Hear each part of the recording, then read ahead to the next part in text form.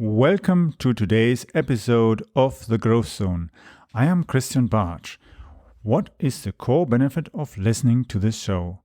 Business leaders in corporate and privately held companies gain insights into trends and strategies that provide them with a competitive advantage in the marketplace.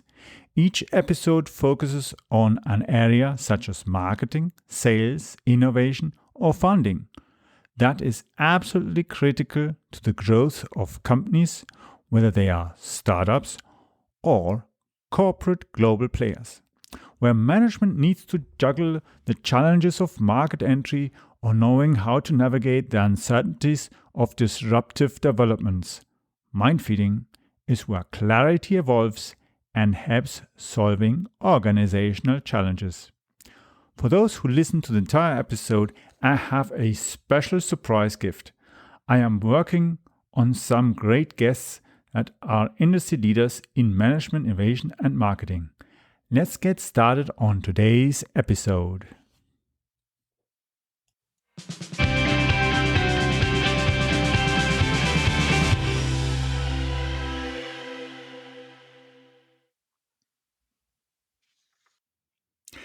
Today I'm with Jennifer Wilde, and we are going to talk about how to build innovation ecosystems or clusters that lead to a sustainable growth. But before we go deep into our topic, Jennifer, can you tell us a little bit more about yourself, please? Sure. I grew up in the humanitarian emergency sector, actually. So, running global emergencies for nonprofits like World Vision, Save the Children, and others. So, working in kind of big, complex emergencies and challenges like Haiti or Israel Palestine, from kind of the Syrian conflict to large scale typhoons and earthquakes in Nepal and the Philippines and elsewhere. So, really got my teeth into how do we do things in difficult places? How do we innovate and create ways forward when there are real structural and physical barriers to that? And then came out of that implementing a range of kind of innovation programs. So built a global set of innovation labs that looked at innovation from a country level and brought together private sector, non-profits, governments, a range of kind of companies and others, and now support companies, non-profits, governments, and others with innovation. Cool. So, what's your perspective on how to help such organizations and other type of organizations to build innovation ecosystems or clusters? It's a good question. I think first you need to work out what you're doing. So there's a range of kinds of ecosystems you could build, and there's a range of purposes behind those. So, for example, you could be creating an ecosystem within a country that could be focused on, for example, tech within the Netherlands or something like that. Mhm. And so that could be, specifically just within your country. So that's a certain type of ecosystem. You could be looking at, when we talk about an innovation cluster, often that is a large innovation ecosystem within a country that is mainly around the kind of productivity, increasing the productivity for that country. So if you think of kind of Silicon Valley as an example, the Cambridge Innovation Network is an example, security tech in Israel is an example. So that's like a very large ecosystem which should host some kind of specific sector or market for the entire world. So that's slightly different. You could be looking to create an innovation ecosystem around your specific innovation project. So Uber, for example, had to create a range of different people, activities, approaches, tools to build Uber, to scale Uber. And, obviously that includes a whole team that look at legislation around ride sharing in each country. or that look at insurance, types of insurance for drivers and riders in country. Or you could be creating an ecosystem around an issue. So I was speaking to someone from the Equality Fund yesterday who are looking at creating a global ecosystem around increasing feminism. So I think really understanding what kind of ecosystem you're looking at, what's the kind of purpose of that ecosystem, is a really important place to start. Yeah, I agree with that because I'm involved with a business that as well has invested in several universities in Poland, and they bought several universities and then created clusters, and now they've got 4 big, good quality universities with several campuses, which has as well quite a benefit when you think of it.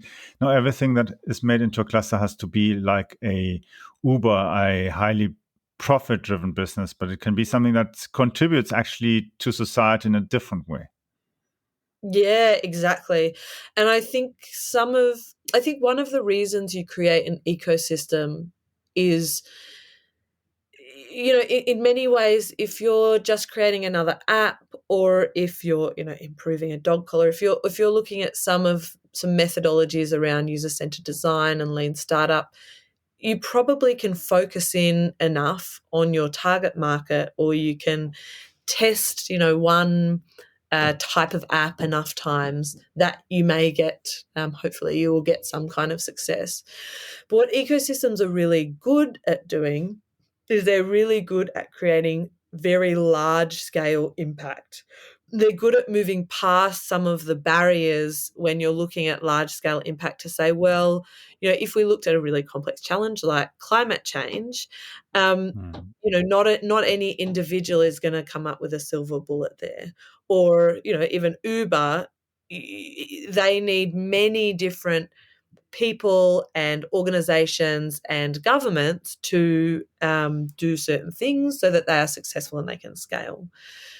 You get a lot greater leverage, obviously, greater than the sum of your parts, and you can do things large scale. So, the kind of ecosystems are well known, or sometimes they're called movements, are well known in the social sector. But often companies like Google and Microsoft will actually build global ecosystems around innovation because they don't know what they don't know. So, Microsoft has a set of innovation labs around the world. One that I interacted with was in Nepal. And essentially it's set up almost like a library tech space. So people can come in, entrepreneurs from Nepal, large or small, can go and work on projects there. Whereas, Google, one of Google's networks that I interacted with in Uganda, they have a lab there, but it's very much, funding, workspace. How do we kind of bring people into the Google brand and find people and ideas that we might want to pull out and grow ourselves?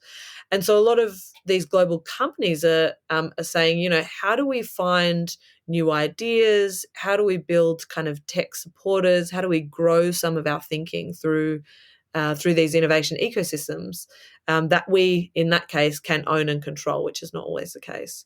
So I think you certainly see it in social sectors, but you definitely see it in some of the bigger players.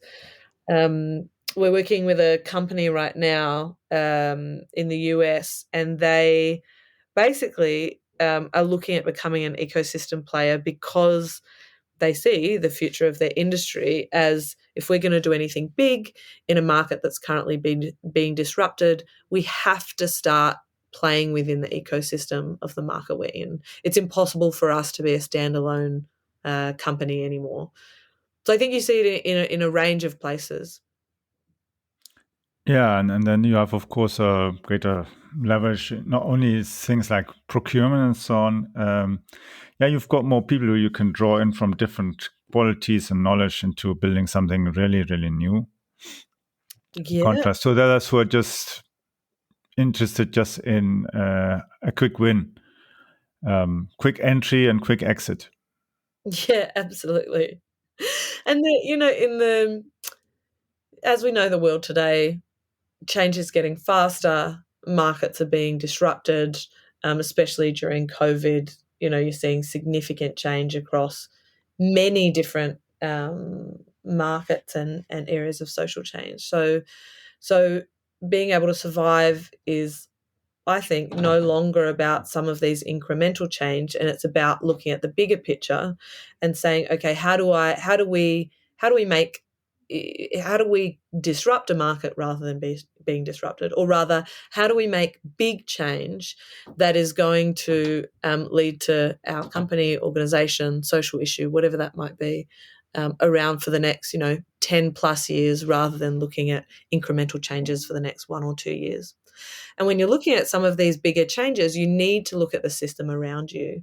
You need, if you're working in education, it's an obvious one, but a piece of technology in education doesn't exist on its own. It exists with a range of teachers, with government curriculum, with students, with community attitudes within places, and so if you start to look at an ecosystem approach around education, you can map out what is that ecosystem that this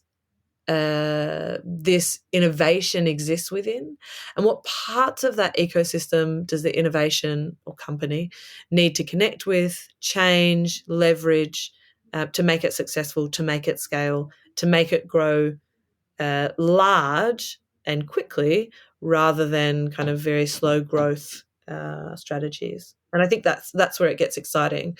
The fact that you can have innovation ecosystems around kind of individual innovations, but you can also have, as we've been talking about, these incredibly large kind of global clusters, which are based around the productivity of a country, or international productivity, when you start to look at Google and Facebook. And in essence, you're looking at the same kind of things in building these clusters, whether it's within an organization or within a country, or within an innovation itself. Yeah, because when you, for instance, look at Google, they have as you said, they've got clusters and hubs and laboratories and so on all over the world. Like in Canada, for instance, in Waterloo, then they have one here in Munich, and all around the world, different places, different cultures, different inputs, and then they get the ideas, and maybe they throw 5 different ideas from 5 different countries into one pot, and eventually comes out a totally new product then as well, because they notice, okay, what's the common theme for all? Mm. And it's you make a great point that it's something incredibly powerful, that when you start creating, building, looking at innovation ecosystems, you start to see all of the different parts you can connect to build something bigger, to build something more valuable. And sometimes we talk about the Lego blocks. So you could have a set of blocks to build a Harry Potter castle, for example. Or you could have a red set of blocks that says, I'm going to work on this very specific issue within my organization, within the people I know. And when you start to branch out and you start to say, okay, there's maybe there's multiple countries, maybe there's multiple different kinds of people I can be connecting with, different tools and approaches for attacking this problem, then you start to have this really big Lego set of different shapes and sizes and colors, and all these kind of tools for being able to really build something bigger and more impactful for your problem. And I find it really interesting, because sometimes, because ecosystems are in essence big, and they do have a lot of moving parts. And I hear people say, you've just got to simplify. We're going to do an 80-20. We're going to, dive into user-centered design for boys who are 15 to 16, which is also incredibly useful. But when you're solving complex problems, when you're innovating around kind of bigger challenges, or in industries that are changing rapidly, you need more tools. You need bigger approaches, and to understand problems in different ways.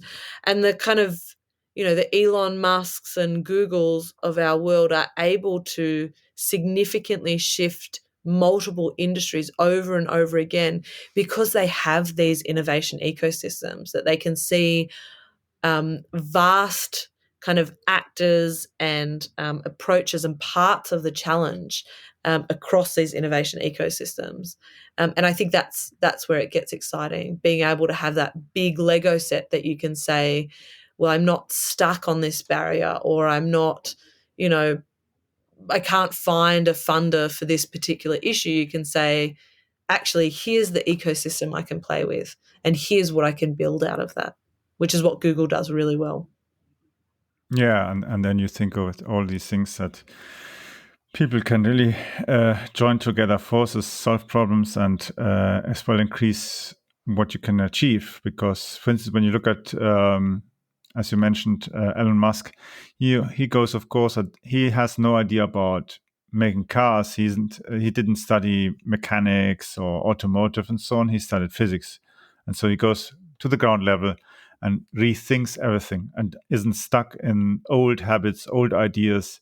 And I think that could be the same situation as well, that Google, if they go and go to Nepal or other places where there isn't so much distraction, so much noise as we've got here, they can maybe freely rethink the ideas, and maybe the stuff that we always thought isn't possible actually is possible. It's just you have to step one step sideways and suddenly it works.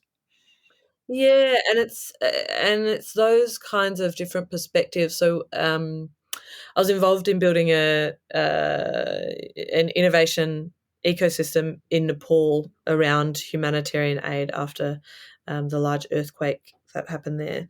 And it was interesting when you kind of pull together accelerators and entrepreneurs, when you pull in, research partners providing evidence of new ideas and technology, and education who kind of reinforce that entrepreneurial culture and foster creativity and experimentation. Mhm. When you bring in governments that really help with resource provision, investments, commissioning, maybe even just providing visas. Some of the multinational companies who can provide really valuable contributions through R&D, training and development, funding, and then, of course, there's the investor capital, whether that's venture firms or governments or large companies. But when you start to bring these kind of different actors together and see very different perspectives, and when there's that kind of openness to work together, we had companies from the US and the EU expressing interest to send their real top kind of global innovators over just to see problems from a different perspective, just to hear about, what are we doing and how are we doing it, and what does that look like inside of an emergency, because it does look different when you're when you're innovating, after a large earthquake or otherwise. And I think there's really something about a range of actors from different perspectives being able to work together. But also, if you can find those kind of different perspectives, if what you're working on is across countries or cultures or otherwise, I think certainly there's pieces and perspectives are really important. What's difficult then is how you bring the many different people together within an ecosystem. So, if you're looking to build an ecosystem around a certain issue, let's say, feminism in Canada, and you might want kind of local feminist groups alongside kind of academics and large companies, large multinational companies and others. How do you provide a platform, and how do you provide a ambition for people to get together and be able to discuss and see some of these different perspectives? And there's a real art to that, and that can be quite difficult in the real world. When we talk about these kind of things, people say, "Oh, great! Maybe I'll bring a refugee from Sudan and head of the United Nations X agency together." And you can say, yes, but how do you bring 20 of those different types of people together and have a conversation that is useful and valuable to all of them towards some kind of change. Yeah, and sometimes regions even themselves, without doing themselves something really important, they're generating ecosystems. For instance, just look at Texas. Now, Austin, Texas is now, and Houston is crazy, where everybody is suddenly now moving from all different directions. It's not just Elon Musk. There are people like Hewlett Packard. Some of the Hewlett Packard businesses are moving there. The Joe Rogan show has moved there, and as well different people from who were quite high level in some of the largest US based auditing companies and so on. They've moved into that direction. There's a lot of know-how moving towards there, and there's of course not only that, people are moving from all different places towards Florida at the same time. Others are going in Canada, for instance, towards Waterloo. There's a huge university with many great faculties there. And at the same time, when you look in Europe, there are plenty of people who are moving from Europe over to USA or South Africa and creating new stuff. Just look, for instance, Elon Musk came from South Africa via Canada to USA. The Shopify founder had to move practically from Germany to Canada in order to find his idea and create a multi-billion-dollar company. At the same time, when you look at other areas, look, for instance, at Richard Branson, who is in many ways as well very much involved in NGOs. He's in music, he's in entertainment, aviation, transport, and so on. And he's doing his rocket stuff and flying all around the world, doing all his stuff, testing the stuff in the US. So it doesn't automatically mean you have to do it at home or you have to do it in a certain place. Sometimes even this creates an ecosystem where eventually it's a small world at the moment. Absolutely. And you see how that can just foster this incredibly powerful creativity. And for anyone who loves innovation, and I'm sure all your listeners do, I think people who want to create big things may get tired of kind of hackathons and workshops and challenge grants and these kind of individual one-offs. And what you get in an ecosystem, or what you can build if you're building one, is the ability to foster that quite powerful creativity together. Large numbers of contributors working together, being able to kind of imagine, reshape ideas, rather than work on one individual project at the moment. In the moment, and there's really something to being able to build these where you do need to really invest in building that ecosystem. For people to want to flock to where you are, I mean, whether it's kind of the city of Austin or a Google or what have you, there is a need to kind of think through the purpose and the aims of what you're developing. What are the kind of KPIs? What do you want for the future? And then, invest in sustaining that ecosystem. And it's not just about sustaining the culture, although the culture is incredibly important, but events and infrastructure and, maybe it's visas or what have you, depending on what kind of ecosystem you're building. And I think there's some core kind of elements around what that allows you to do. So, you need to be able to effectively invest. You need those kind of different investors. You need to be able to really enable high impact innovation. So bring those diverse skills together to solve harder problems, get people excited about greater value and a really kind of that wide variety of support that can be created, rather than we're just running a hackathon and who's going to support this idea long term. The ability to build dynamic collaborations, to really take kind of difficult real world problems and say, okay, there's multiple actors here. How do we kind of get the leaders of these ecosystems to integrate that support, to find a range of different, contributors? And maybe you say, well, there's not enough investors here, so how do we bring more investors? Or actually we need more kinds of accelerators and innovation methodology people. So I think there's something around really thinking about those dynamic collaborations. And then just, what are you trying to solve for? What are you trying to build? Are you looking at a high density of actors?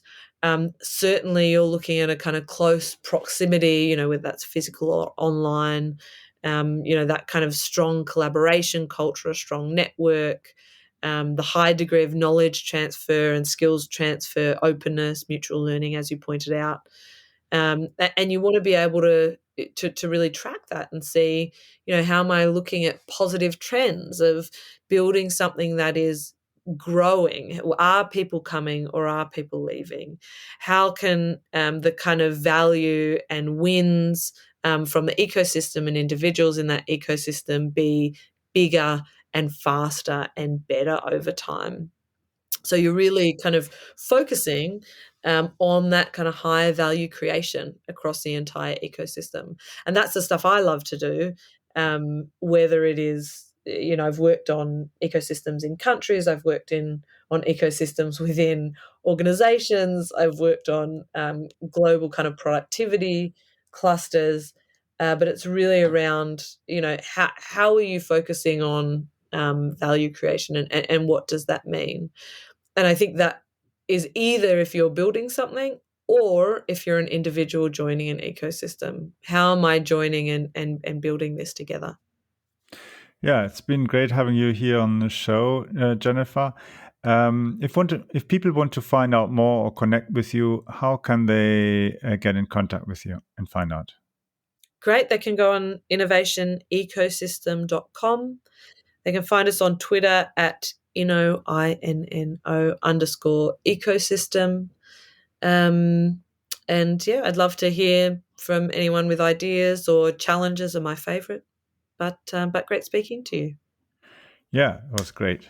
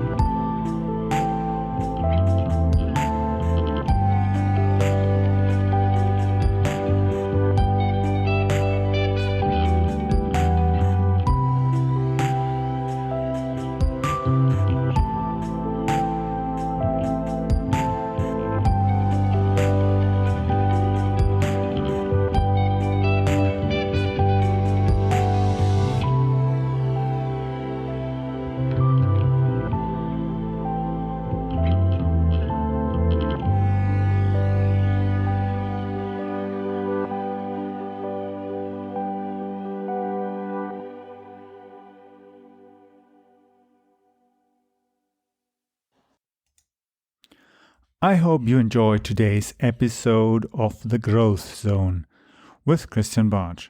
Thank you for listening. Please leave a review or rating here on iTunes or on podchaser.com. If you found the content helpful, then share it on social media. I would like to invite you to follow our show so that you don't miss the upcoming interviews with leaders in the market. Simply visit the website follow.prmediareach.com. I will be adding the link also to the description of this episode so that you just need to click on that link. For those of you who are listening and signing up to follow the show, I have reserved a free copy of the Ultimate Guide on Content Marketing. This is the strategy that got me top corporate clients like McDonald's, Linde, Hewlett-Packard, Deutsche Bank, Volvo, and many others. That strategy has been working for over 10 years. It also got me contacts with police, transport authorities, military, and several universities, and even leading research institutes. For sure, it also worked wonders as it got me many small, medium-sized entrepreneurs and enterprises as clients. And that even included international clients from all around the world. The link to sign up for our free broadcasting service and the guide is follow.prmediareach.com. That will give you access to the most recent version of my ultimate guide on content marketing. You can follow me as well on Twitter by using the Twitter handle CAPBarge. That's spelled Charlie Alpha Papa Bravo Alpha Romeo Tango Sierra Charlie Hotel. Yes, that is CAP Barge. Charlie Alpha Papa Bravo Alpha Romeo Tango Sierra Charlie Hotel.